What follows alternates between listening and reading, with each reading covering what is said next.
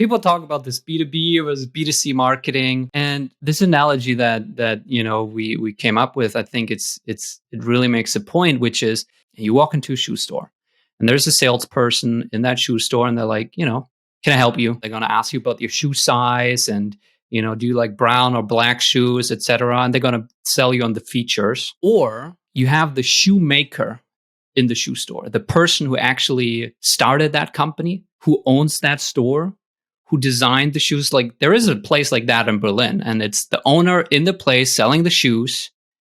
And it's a different type of conversation you're having with the person, right? If I come in there, he doesn't ask me, what's your shoe size and do you want brown or black shoes? He shows me the shoes and he's like, I created this shoe because I got inspired by classic Milan, whatever the thing. And I picked this leather because we have this relationship with this person and they have this really interesting way of working with the leather. And, this pattern that you see on the leather, it comes from the fact that they, processed it in this way. And it's just, it pulls you in, right? It tells the story of the product. And not only is it just way more interesting and fun to go buy shoes at that store, but where do you think I'm more likely to buy the shoe is where I get to talk to the shoemaker and he tells me that story. And so in B2B, the analogy is when you talk to a salesperson, they're going to be that salesperson in the shoe store who's like, what's your shoe size? What type of color do you want? And they're going to sell you on the features. But it's the founder who built that product, who saw that gap in the market, who has the story of why they did this and how they chose to, do it this way and not that way. Like that's what's really going to sell you on the product. But most B2B companies, they don't operate in this way at all, right? It's the founder who might get involved in sales at the end of a deal to do exactly that. They're definitely not getting involved in most of the marketing. They're letting their marketing team and the head of marketing deal with all of that. But it's that story that sells people.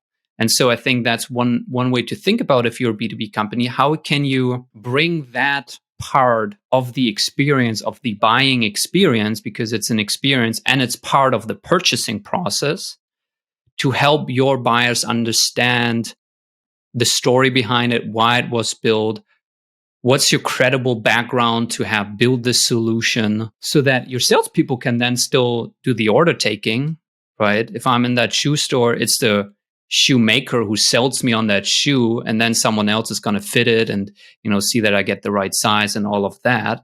Great. They can complete the purchase at the register with me. That doesn't have to be done by the shoemaker. The shoemaker is there to tell the story.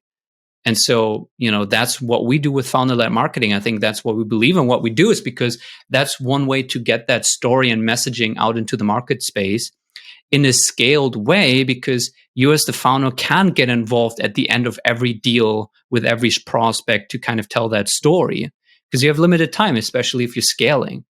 But if you approach it through a scaled marketing, lens, which means, creating content, whether it's a podcast, whether it's video, that you can then distribute in places where your prospects can easily consume it, LinkedIn, YouTube, email. So it's much more efficient, while giving your sales team kind of air cover, right? So they can focus on the order taking.